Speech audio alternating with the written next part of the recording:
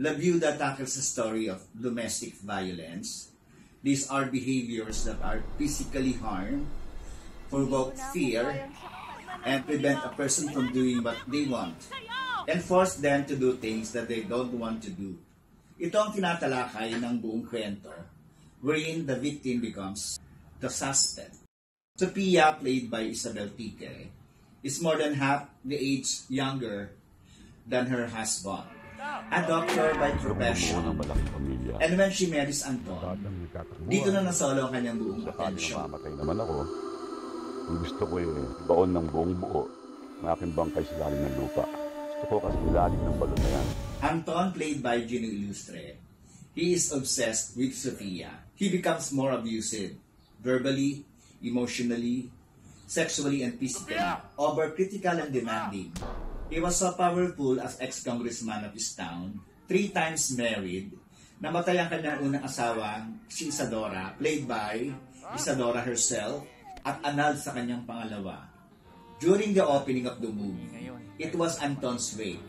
Dumating ang kanyang former second wife, played by Malu Bari, with their son, played by Kurt Kendrick. Ako nga. Ikaw ba ang bagong kinakasama niya? Asawa, hindi kinakasama. Anton! May dumating Anton, pang isa, happens to be his former kabet, played by Mirna Castillo, Anton! together with their daughter, played by Johnny McNabb.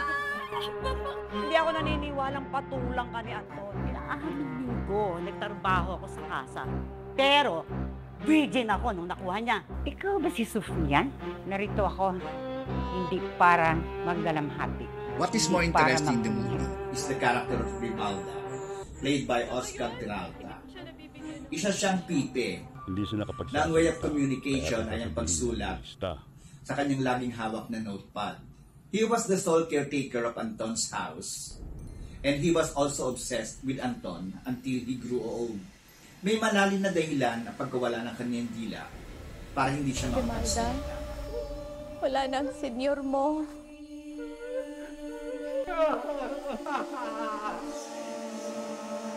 Tatakbo ang buong kwento mula sa burol hanggang mailibing si Anton.